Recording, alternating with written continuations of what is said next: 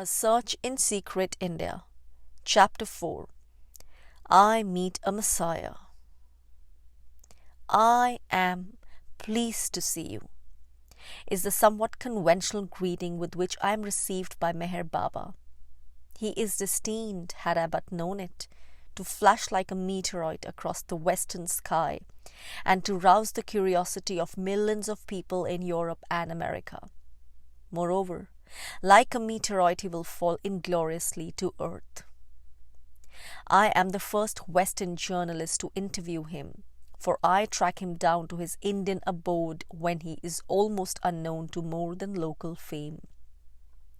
I have become acquainted with one of his chief disciples, and after some correspondence, wonder what manner of man has joined the ranks of self-appointed deliverers of mankind. 2 Parsi disciples come to Bombay to escort me. Before we leave the city, they inform me that it is necessary to make a present of choice flowers and fruits to their master. So we proceed to the bazaar and they collect a large hamper of these commodities on my behalf. Our train arrives at Ahmednagar next morning after travelling through the night.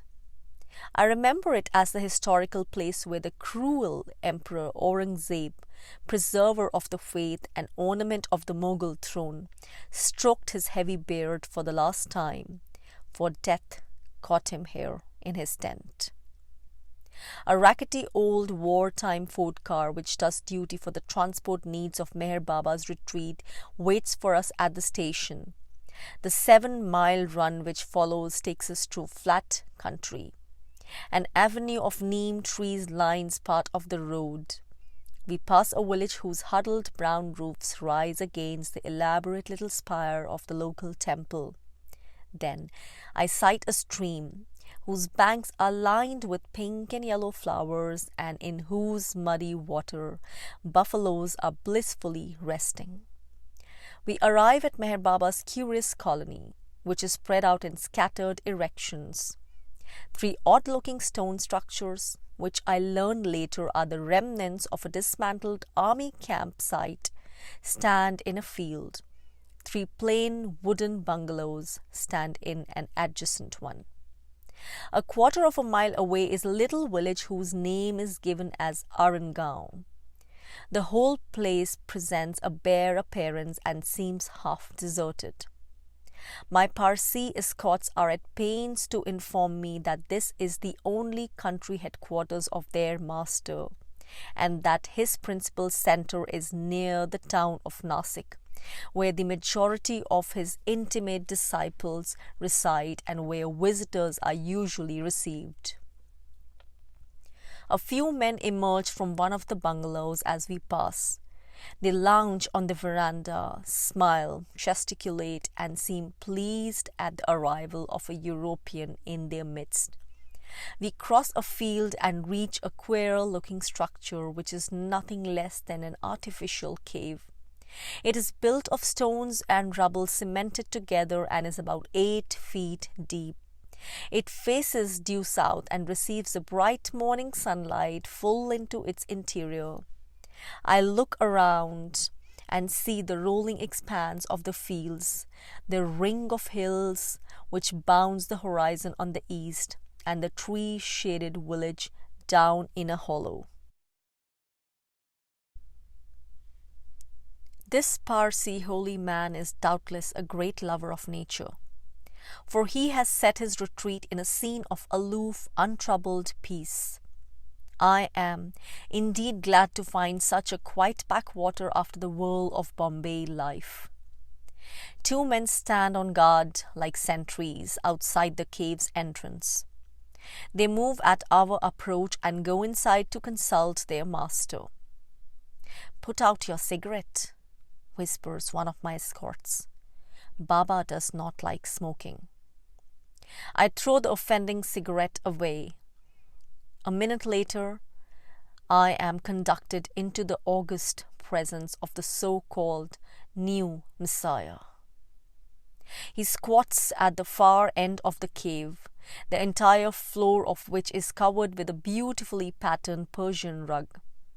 He proves to be somewhat different from the person I have imagined. His eyes do not penetrate me, his facial expression lacks strength, and although I am aware of something ascetic, unworldly, and gentle in his atmosphere, I wonder why I feel no responsive thrill, such as one may reasonably expect to feel in the presence of one who proposes to win the allegiance of millions of people. He is clothed in a long, spotless white robe, which looks ludicrously like an old-fashioned English nightshirt. His amiable and kindly face is framed in chestnut-colored hair, which falls in long curly waves to his neck. I am struck by the soft, silky texture of the hair, which is remarkably like the hair of a woman. His nose rises into arched prominence and then descends into aquiline depth. The eyes are dark, medium-sized, and clear, but I find them unimpressive. A heavy brown moustache stretches across his upper lip. The light-tinted olive skin betrays his Persian origin, for his father hails from the land of the Shahs. Withal, he is young, apparently somewhere in the 30s. A final feature which remains in memory is his forehead. It is so low as to appear less than average height, and it is so receding as to make me wonder, do brain areas carry qualitative significance? Does a man's forehead indicate his powers of thought? But possibly a Messiah is above such physical limitations. I am pleased to see you, he remarks, but not, mind you, in the usual manner of human speech. For he holds a small alphabet board upon his lap and points rapidly with his index finger to one letter after another. As the words are spelt out in this dumb pantomime manner, his secretary interprets them aloud for my benefit. Since the 10th of July, 1925, the holy man has not uttered a single word. His younger brother tells me that when the new Messiah breaks into speech, his message will startle the world. Meanwhile, he adopts a pose of strict silence. Still fingering the board, Meher Baba makes some kindly inquiries into my personal well-being, asks questions about my life, and expresses his gratification at my interest in India. He possesses an excellent knowledge of English, so there is no necessity to translate my speech. He postpones till the late afternoon the lengthy interview which I request. Food and rest are your immediate needs, he says, or rather communicates. I adjourn to one of the stone structures. It possesses a bare, gloomy interior, but contains an old bedstead without bedding, a ramshackle table, and a chair which might have rendered good service during the Indian Mutiny.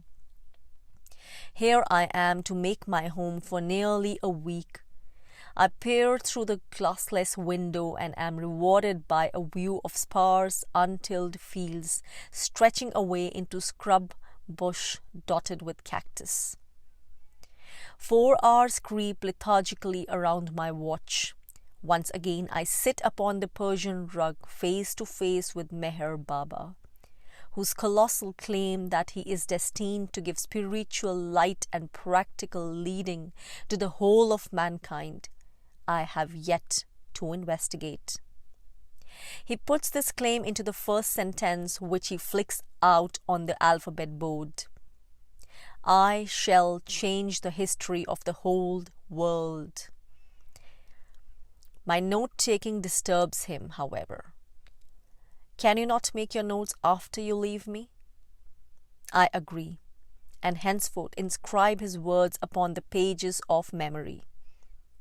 As Jesus came to impart spirituality to a materialistic age, so have I come to impart a spiritual push to present-day mankind, There is always a fixed time for such divine workings, and when the hour is ripe, I shall reveal my true nature to the entire world. The great teachers of religion, Jesus, Buddha, Muhammad, and Zoroaster, do not differ in the essential doctrines. All these prophets came from God. The chief commandments run through all their teachings like a golden thread. These divine ones came out into public when their help was most needed, when spirituality was at its lowest ebb and when materialism was apparently everywhere victorious. Such a time we are fast approaching at present. The whole world is now enmeshed in sensual desires, in racial selfishness and money worship. God is forsaken. True religion is abused. Man seeks life, and the priests usually give him a stone. God therefore must send his true prophet among men once again to establish true worship and awaken people out of their materialistic stupor. I but follow in the line of those earlier prophets. This is my mission. God has given me a mandate. I listen quietly while the secretary voices these amazing assertions. I keep my mind open, uncritical, and offer no mental resistance. This is not to say that I accept them, however, but that I am aware one must know how to listen among these Orientals. Otherwise, a Westerner will get little for his pains even when there might be something worthy of acceptance. Truth can stand a ruthless investigation, but the methods of the Occident must be modified to suit the mental atmosphere of the Orient. Meher Baba smiles genially at me and then proceeds. The prophets lay down certain rules and regulations to help the masses lead better lives and to incline them towards God. Gradually, these rules became the tenets of an organized religion, but the idealistic spirit and motive force which prevailed during the founder's lifetime disappeared gradually after his death. That is why organizations cannot bring spiritual truth nearer and why true religion is always a personal concern. Religious organizations become like archaeological departments trying to resuscitate the past. Therefore, I shall not attempt to establish any new religion, cult, or organization. But I shall rejuvenate the religious thought of all peoples, instill a high understanding of life into them. Dogmas invented centuries after the founder's death frequently differ startlingly, but the fundamentals of all religions are really the same, because all issue from the same source, God. Therefore, when I appear publicly, I shall run down no existing religion, but then I shall not uphold any special one. I want to turn men's minds away from sectarian differences so that they will agree on essential truths. Remember, though, that every prophet considers the times, the circumstances, and the prevailing mentality of the people before his public manifestation. He therefore preaches doctrines best understood and best suited to such conditions. Meher Baba pauses for a while to let these exalted ideas soak into my head, and then his words take a new turn. Have you not noticed how all the nations have been brought into quick communication with each other during this modern epoch? Do you not see how railways, steamships, telephones, cables, wireless, and newspapers have caused the whole world to become a closely woven unit? An important event which happens in one country is made known within a day to the people of a country 10,000 miles away. Therefore, a man who wishes to deliver an important message can find almost the whole of mankind as a ready audience. For all that there is a sound reason. The time is soon coming to give mankind a universal spiritual belief which shall serve all races of people and all countries, In other words, the way is being prepared to enable me to deliver a worldwide message. This breathtaking announcement indicates sufficiently that Meher Baba possesses an unlimited faith in his own future, and indeed, his whole manner confirms it. In his own estimation, his stock will one day stand at infinitely more than par. But when shall you tell the world about your mission? I ask. I shall break my silence and deliver my message only when there is chaos and confusion everywhere, for then I shall be most needed. When the world is rocking in upheavals, earthquakes, floods, and volcanic eruptions, when both East and West are aflame with war, truly the whole world must suffer, for the whole world must be redeemed. Do you know the date of this war? Yes, it is not far off, but I do not wish to reveal the date. That is a terrible prophecy, I exclaim. Meher Baba spreads out his thin, tapering fingers apologetically. It is. The war will be terrible in its nature because scientific ingenuity will make it more intense than the last war. However, it will last only a short time, a few months, and at its worst I shall make myself publicly known and declare my mission to the entire world. But by my material efforts and spiritual powers I shall speedily bring the conflict to an abrupt end, thus restoring peace to all the nations. Yet great natural changes must take place on this planet simultaneously. Life and property in different parts of the globe will suffer. If I play the role of a messiah, it will be because world conditions require it. Be assured that I shall not leave my spiritual work undone. His secretary, a short, dusky-faced man who wears the round black cap of the Maratha people, looks at me impressively after he finishes speaking the last word. The expression on his face seems to say, "There, how do you like that? You see what important things we know here?" His master's fingers begin to move over the board once more, and he hastens to tell me their new import. After the war will come a long era of unique peace, a time of world tranquility. Disarmament will then no longer be a matter of mere talk, but an actual fact. Racial and communal strife will cease. Sectarian hatred between religious organizations will come to an end. I shall travel wildly throughout the world, and the nations will be eager to see me. My spiritual message will reach every land, every town, every village even. Universal brotherhood, peace among men, sympathy for the poor and downtrodden, love of God. I shall promote these things. What of India, your own country? In India I shall not rest till the pernicious caste system is uprooted and destroyed. India became depressed in the scale of nations with the establishment of caste. When the outcasts and lower castes are elevated, India will find herself to be one of the influential countries of the world. And what of her future? Despite its faults, India is still the most spiritual country in the world. The future will find it the moral leader of all the nations. All the great founders of religions were born in the East, and it is to the East that the peoples must continue to look for spiritual light. I try to visualize the great Western nations sitting at the feet of the meek little brown men, but fail.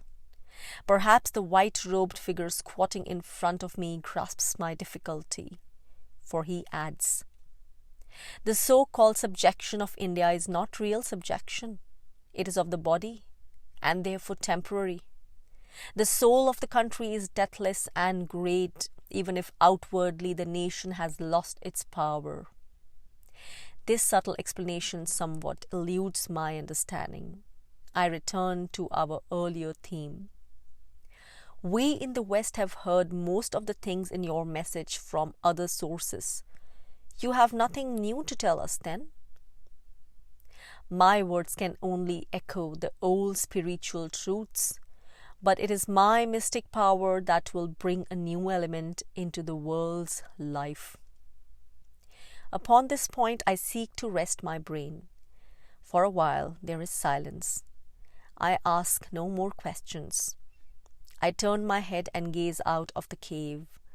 Far across the quiet fields, a line of hills rises in the distance. In the sky, a pitiless sun scorches man, beast, and earth alike. The minutes pass. In this secluded cave, in this unending heat, surrounded by absorbent minds, it is easy to weave grandiose schemes of world reformation, to possess oneself of extravagant religious ideas. But out in the world of reality, amid the hard life of materialistic cities, these things would soon dissipate like mists before the dawning sun.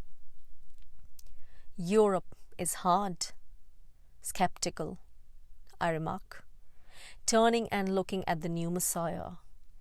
How are you going to convince us that you speak with real divine authority? How can you convert unfamiliar peoples to your brand of spiritual belief? The average Westerner will tell you that it is impossible, and very likely he will laugh at you for your pains. Ah, you do not realize how changed the times will be.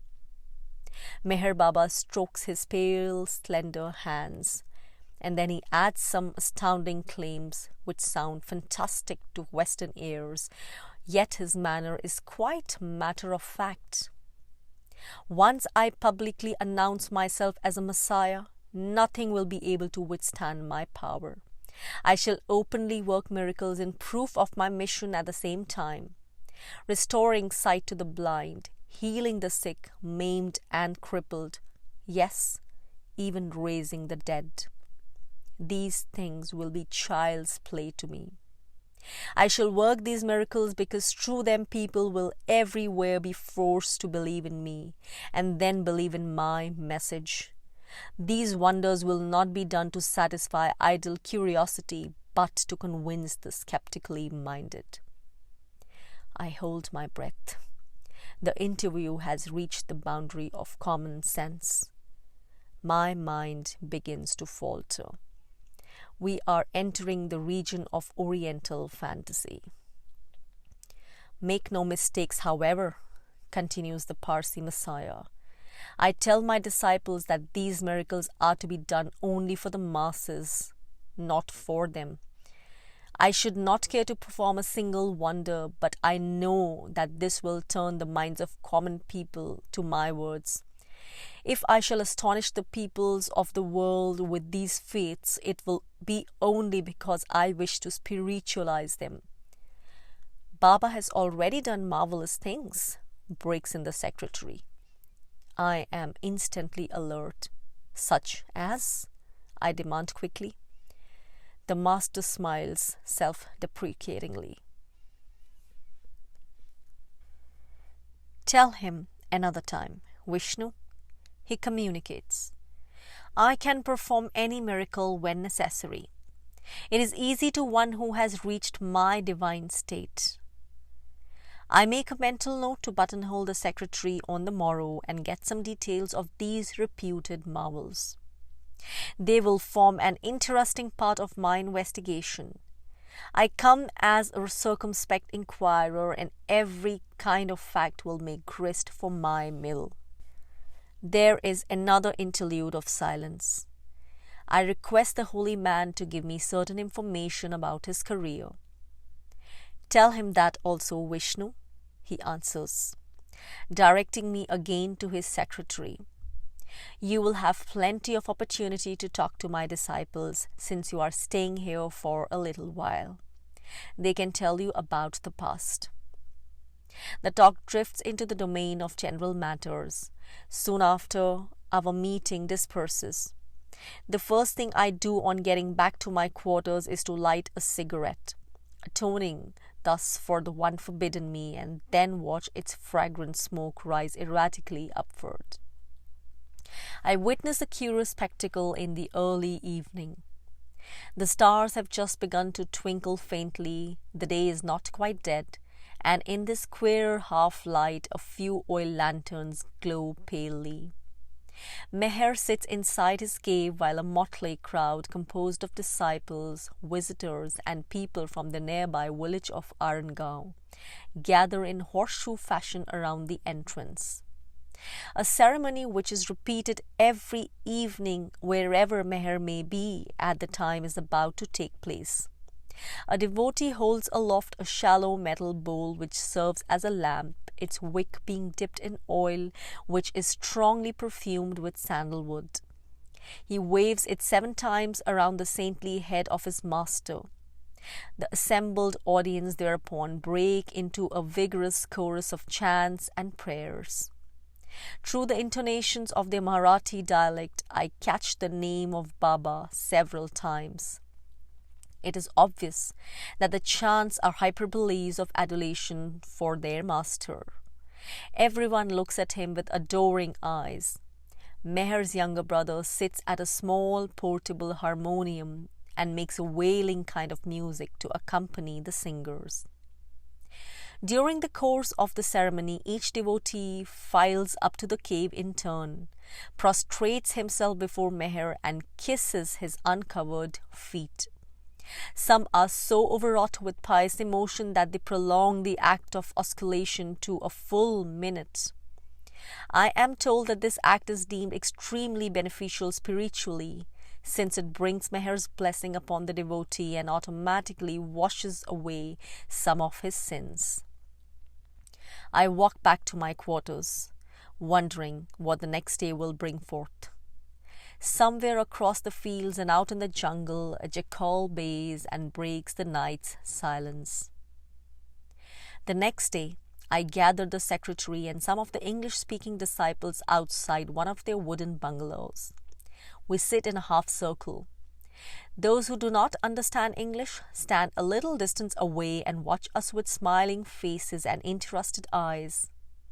I proceed to extract from all these collective minds and memories such facts about the amazing master's career as I do not already know. His personal name is Meher, but he calls himself Sadguru Meher Baba. Sadguru means perfect master, while Baba is simply a term of affection in common use among some of the Indian peoples, and it is by this name alone that his disciples usually address him. Meher Baba's father is a Persian who is an adherent of the Zoroastrian creed and who immigrated to India as a poor youth. Meher was his first son and was born in 1894 at Pune city. The boy was put to school at 5, proved good at his studies and passed the matriculation examination at 17. He then entered Deccan College in Pune and received a good modern education for 2 years. Now began the torturous and incomprehensible phase of his career. He was cycling back from school one evening and was about to pass the dwelling place of a well-known Mohammedan woman fakir. Her name was Hazrat Babajan, and she was reputed to be over a century old. She was reclining on a long couch which stood upon a rail veranda outside a humble wooden one-roomed house. When the cycle drew abreast of her, the old woman rose and beckoned to the boy. He dismounted and approached her. She clasped his hands and embraced him and then kissed his forehead. What happened afterwards is not very clear. I gathered that the youth reached his home in a dazed mental state and that during the following 8 months his mental faculties progressively weakened until he became unable to study properly. In the end, he had to bid a final farewell to his college because he could no longer follow his lessons. Thereafter, young Meher fell into a semi-idiotic condition and was hardly able to look after himself. His eyes became dull and lifeless, and he lacked the intelligence to perform the most elementary duties of a human being, such as taking food, washing oneself, attending to the calls of nature, and so on. When his father said eat, he took his food in a mechanical manner. Otherwise, he did not understand why the food was put before him. In short, he became a human automaton, a young man of 20, whose parents have to care for him like a child of 3, seems a case of mental regression, and the distracted father concluded that he had overworked his mind while cramming for an examination. Meher was taken to various doctors who diagnosed mental breakdown and gave him injections. In 9 months' time, improvement in his lamentable condition set in and gradually increased until he was able to understand his environment intelligently and to act more normally. After his recovery, it was discovered that his character had changed. His scholastic ambitions were gone, his ambitions for a worldly career had disappeared, while his interest in games and sports had collapsed. All these things were replaced by a deep thirst for the religious life and by a continuous aspiration to spiritualize himself. Because he believed that these changes took their root in the kiss which the Mohammedan woman fakir had bestowed on him, Meher approached the old lady for advice about his future. She directed him to find a spiritual teacher. He inquired where this boon was to be obtained. She waved a hand vaguely into space for reply. He visited several holy men of repute in the locality. Then he went further afield to the villages within 100 miles of his native Pune. One day he walked into a little stone-built temple near Sakori. It was a poor, humble shrine, but it was the abode of a very holy man, or so the villagers said.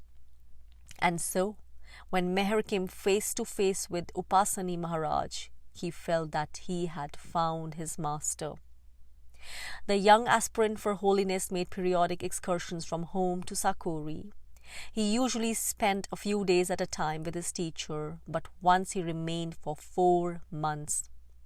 Meher asserts that during this period he was being perfected, made ready for his mission.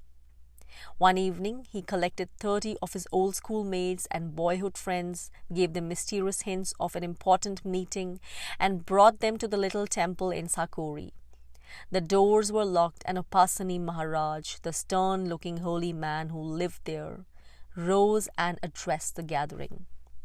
He spoke to them about religion, told them to seek virtue, informed them that he had made Meher the spiritual inheritor of his own mystic powers and knowledge, and finally announced to the surprised young men that Meher had attained divine perfection. He strongly advised them to become followers of their Parsi friend, for then they would receive great spiritual benefit both in this life and in that to come. Some of his listeners took his advice, and others remained skeptical. About a year later, when Meher had reached the age of 27, the young Parsi announced to his small flock that he had become conscious of a divine mission which he was to carry out, and that God had given him a work of colossal importance to mankind. He did not straightaway reveal the precise nature of that mission, but within a few years he let the secret emerge. He was destined to become a Messiah. In 1924, Meher left India for the first time. He embarked on a journey to Persia with a company of half a dozen disciples, telling them that he would tour the country of his ancestors. When the ship touched port at Bushehr, he suddenly changed his mind and left the place by the next homeward boat. 3 months later, rebel forces captured Tehran, the Persian capital, and deposed the old regime. A new Shah came to the throne. Meher Baba then turned to his followers and said, "Now you see the result of my mystic workings during my visit to Persia." His disciples told me that Persia was a happier land under the new ruler and that Mohammedans, Zoroastrians, Jews, and Christians were living amicably together, whereas there had been constant strife and cruel outrages among them under the old regime. Some years after this mysterious excursion, Meher Baba began a curious educational institution. At his suggestion, a disciple purchased the colony's present site near the village of Arangaon. Several rough bungalows were constructed together with many thatch and pole huts. A free boarding school was then declared open, the teachers being recruited from the Parsis, educated disciples, and the pupils from the families of devotees or their friends. No fees was charged for tuition, while even board and lodging were free. In addition to the usual secular subjects, there was special instruction in undenominational religion by Meher himself. On such attractive terms, it was an easy matter to collect nearly 100 boys. A dozen of them arrived from distant Persia. The boys were taught the moral ideals which are more or less common to most religions, and the life stories of the great prophets were unfolded to them. The class on religion gradually became the central feature of the curriculum, and Meher Baba led the older boys into a devotional mysticism which appears to have been of a somewhat watery nature. They were taught to regard him as a sacred personage, even to worship him. A few boys began to manifest signs of religious hysteria in the sequence. Strange scenes occurred among them every few days. A noticeable feature of this unusual school was that the pupils belonged to varying castes, races, and creeds. Hindus, Mohammedans, Indian Christians, and Zoroastrians mingled freely. But Meher Baba wanted a still wider enrollment. He sent his chief disciple on a mission to England to find a few white pupils. The emissary, however, encountered much difficulty because the white parents were unwilling to entrust their children to a stranger who wanted to haul the latter off to a school in distant Asia. Moreover, the idea of a school combining all religions did not mean much to them.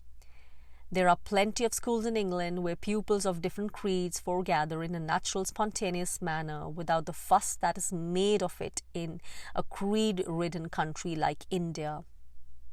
One day, the emissary from India met an Englishman who straightway became converted to acceptance of the Parsi Messiah after a conversation or two. The man was possessed of an enthusiastic temperament, and having rapidly travelled through all the cults which honeycomb London, he was ready for what seemed to be the loftier message of Meher Baba. So he assisted in the quest for white pupils and found 3 children, whose poverty-stricken parents were willing to ease their own burdens at the price of parting with them. At this stage, the India office bestirred itself into activity, investigated the matter, shook its official head, and put a ban on the project. The children did not sail. The representative of the Parsi Messiah returned to India, accompanied by the Englishman and the latter's wife and sister-in-law. 5 or 6 months after their arrival, Meher Baba sent them back to England at the expense of his chief disciple. I learnt from Meher that his object in founding this school was twofold. First, he wanted to break down the racial and religious barriers among the pupils. Secondly, he sought to train a selected number of them as future ambassadors for his spiritual cause. When the years had sufficiently ripened them and the time came for public announcement of his own mission, he would send them out to all the 5 continents to act as apostles and helpers in his destined work of spiritualizing mankind. Another activity developed into being alongside the school. A primitive hospital was opened, and ardent disciples were sent out to collect the blind, the ailing, and the crippled from the locality. The latter were given free medical treatment, food and accommodation, while the Parsi holy man provided them with spiritual consolation. 5 lepers were cured by his mere touch, says an enthusiastic devotee. Alas, I am a trifle skeptical, for no one knows who they are, where they are, or how to find them now. It's a piece of Oriental exaggeration, I fear. Surely one of the lepers would have attached himself to Meher Baba's train of disciples in sheer gratitude. Surely the news would have spread like a prairie fire across leprosy-ridden India, and all the stricken souls of the country would have eagerly flocked to the hospital near Arangaon. There grew up a large camp following of devotees, visitors, and hangers-on from nearby villages. The population of this unusual colony reached into hundreds. Intense religious fervour pervaded the whole place, and Meher Baba was, of course, the centre of the whole picture. 18 months after the colony was founded, it was suddenly closed down, and all these activities were abandoned. The boys were sent back to their parents and the patients to their homes. Meher Baba vouchsafed no reason for this move on his part. I learned that sudden, inexplicable impulses of this kind were a regular feature of his conduct. In the spring of 1929, he sent out his first missionary disciple, a man named Sadhu Lake, who was bidden to go on tour round India. The latter was told as a parting injunction, "You have the advantage of a Messiah to work for. Be cosmopolitan and do not run down any religion. Be sure that I will know all about you. Do not be disheartened by the remarks of others. I will lead you, and follow none but me." From the information which I picked up, it was obvious that the poor fellow was physically unfitted for a wandering life. He was able to create a small following in Madras, but soon sickened on the way and then returned to die. Such is a rapid outline of the Parsi holy man's career. I have had several fugitive talks of a chatty nature with Meher Baba, but I want to hear something more definite about his self-appointed mission to the world. So I seek and obtain my final interview with him. He wears a soft blue scarf today, and the alphabet board rests upon his knees in readiness for our conversation. The disciples present form an admiring audience and provide the requisite background. Everyone smiles at everyone else until I shoot a sudden question through the silence. How do you know that you are a Messiah? The disciples look aghast at my temerity. The master moves his bushy eyebrows, but he is not disconcerted, for he smiles at the inquiring Westerner and quickly answers, I know it so well. You know that you are a human being, and so I know that I am a Messiah. It is my whole life. My bliss never stops. You never mistake yourself for some other person, so I cannot mistake who I am. I have a divine work to do, and I will do it.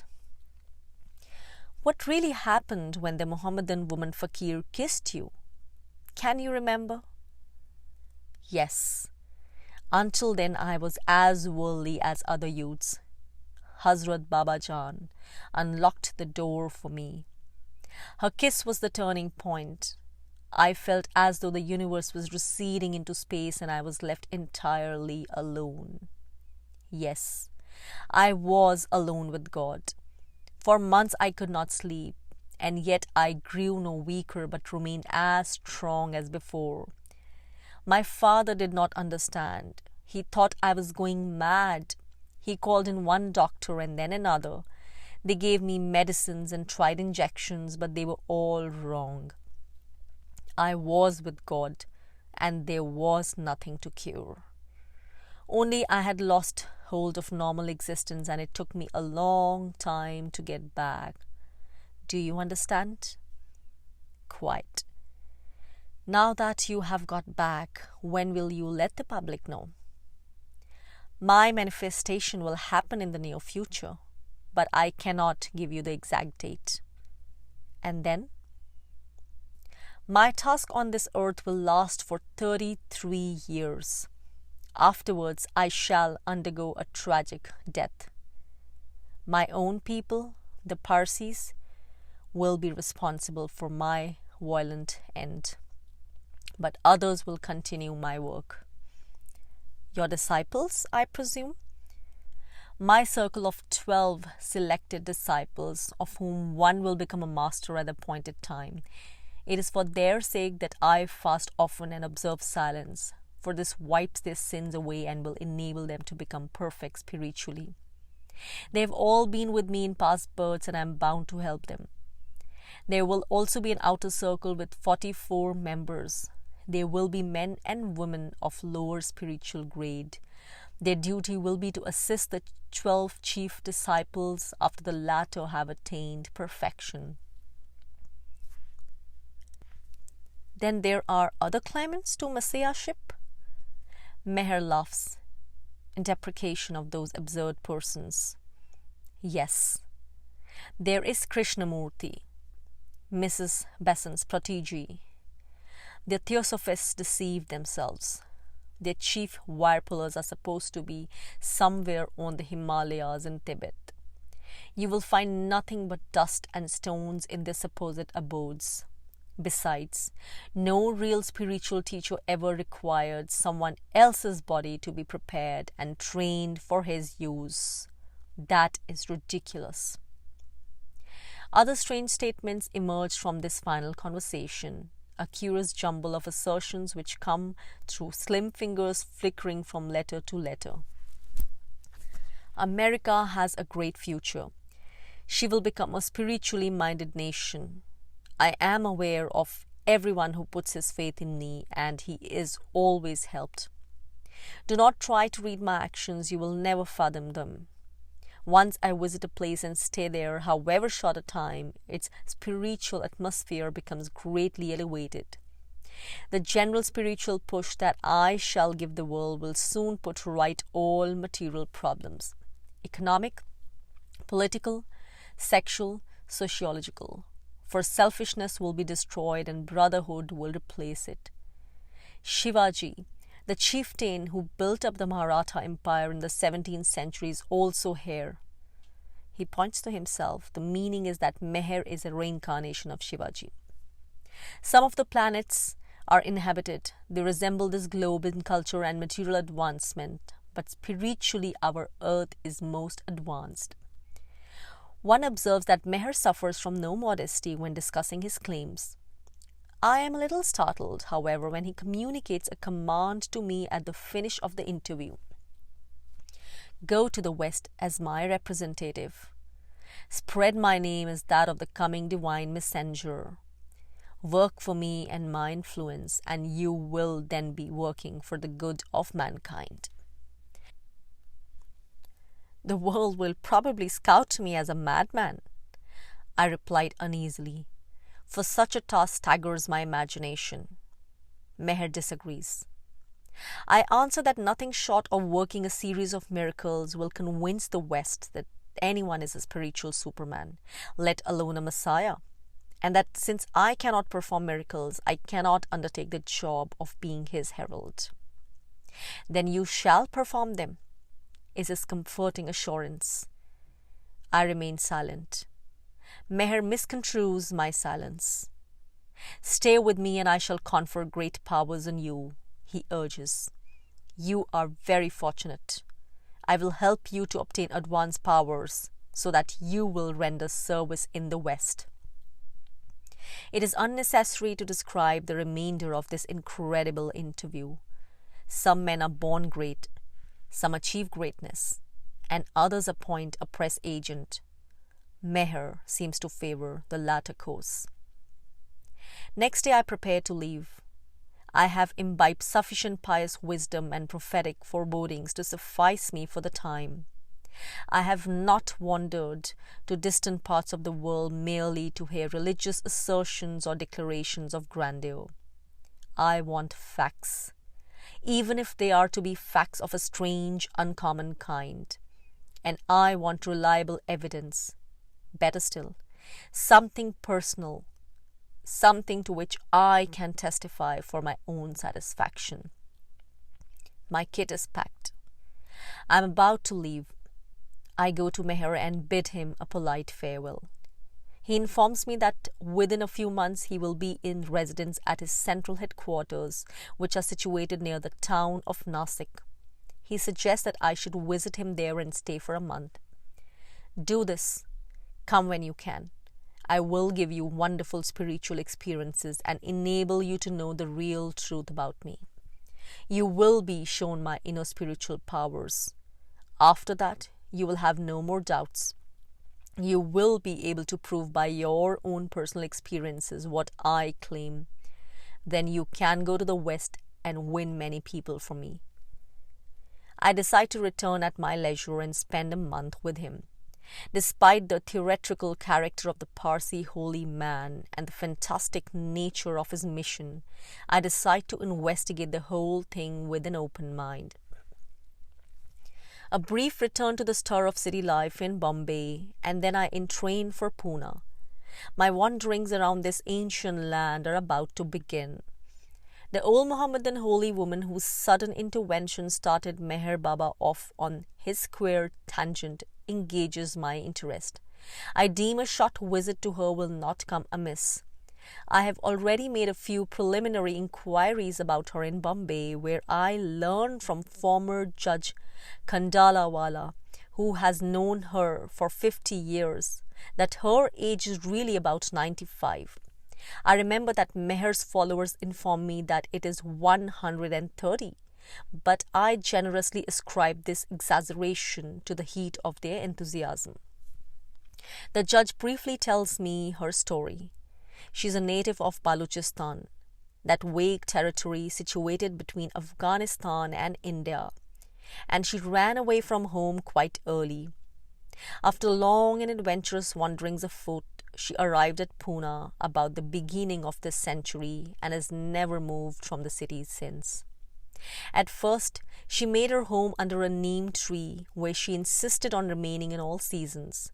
Her reputation for sanctity and strange powers spread throughout the Mohammedan people in the vicinity, until even the Hindus came to treat her with due reverence.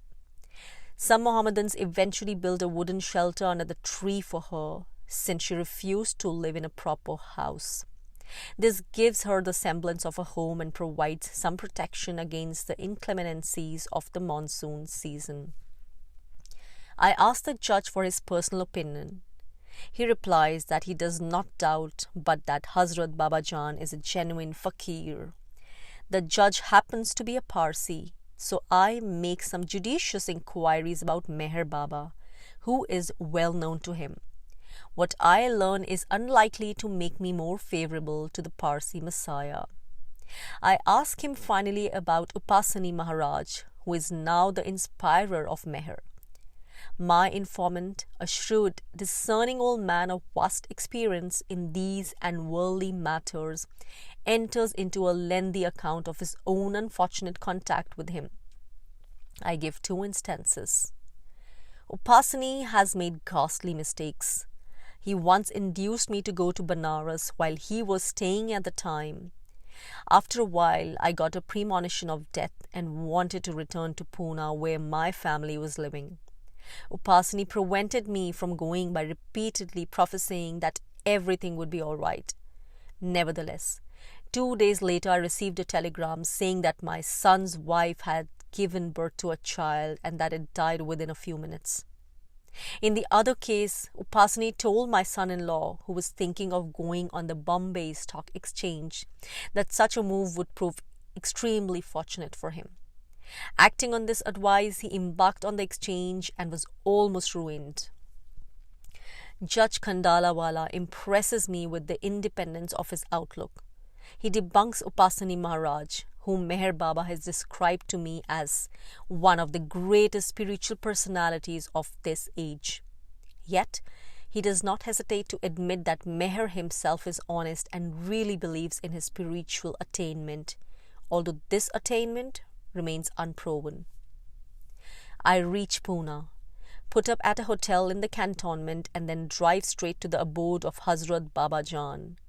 A guide who knows her personally and who will eke out my little Hindustani as an interpreter accompanies me.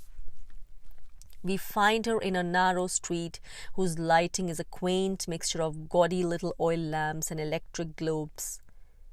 She lies, in full view of passers-by, upon a low divan. A fence veranda rail separates it from the street. Above the wooden shelter rises the shapely outline of a neem tree, whose white blossoms make the air slightly fragrant. "You must take off your shoes," my guide warns me. "It is considered disrespectful to wear them when you enter." I obey him, and a minute later we stand by her bedside. She lies flat on her back, this ancient dame. Her head is propped by pillows. The lustrous whiteness of her silky hair offers a sad contrast to the heavily wrinkled face and seamed brow. Out of my slender store of newly learnt Hindustani, I address a phase of self-introduction to the old lady. She turns her aged head, stretches out a skinny, bony forearm, and then takes one of my hands in her own. She holds it tightly, staring up at me with unworldly eyes. Those eyes puzzle me. They seem to be quite uncomprehending, entirely vacant. She silently grips my hand for 3 or 4 minutes and continues to look blankly into my own eyes. I receive the feeling that her gaze penetrates me. It is a weird sensation. I do not know what to do. At last, she withdraws her hand and brushes her forehead several times. Then she turns to my guide and says something to him, but it is in the vernacular and I cannot grasp its meaning. He whispers the translation. He has been called to India and soon he will understand. A pause, and then she croaks forth another sentence, but its meaning were better kept in my memory than in print. Her voice is extremely feeble, her words emerge slowly and with much difficulty. Is it possible that this aged and decrepit fleshly frame, this haggard and huddled figure, contains the soul of a genuine fakir with wondrous powers? Who can say? It is not always easy to read the pages of the soul by the letters of the body. But the woman is nearing her century. I have been warned that continued conversation with her is not permissible owing to her enfeebled condition. I prepare to withdraw quietly, strongly impressed by one thought. I think that the vacancy of her eyes is a signal that she is near the gate of death. The mind is parting from the worn-out body, but drags itself back now and again to pay a feeble attention to this world through strange eyes. In the hotel, I sum up my feelings. That some deep psychological attainment really resides in the depths of her being, I am certain. Respect rises unbidden within me. I find that the contact has diverted my normal thought currents and raised up an inexplicable sense of that element of mystery which surrounds our earthly lives, despite all the discoveries and speculations of the scientists. I see with unexpected clarity that those scientific writers who profess to reveal the fundamental secrets of the great world puzzle profess what is nothing more than surface scratching. But I cannot understand why a brief contact with the woman fakir would so sap at the very base of my confident mental certainties. I visited her again some months later. The impression of her near decrease was confirmed. She died soon after. The cryptic prophecy she made recurs to my mind. I am unable to grasp its meaning. No one has called me to India. Have I not gone freely of my own whim? Only now, as I write these lines, long after the event, do I believe. that I begin dimly to understand. It's a strange world, my masters. End chapter 4.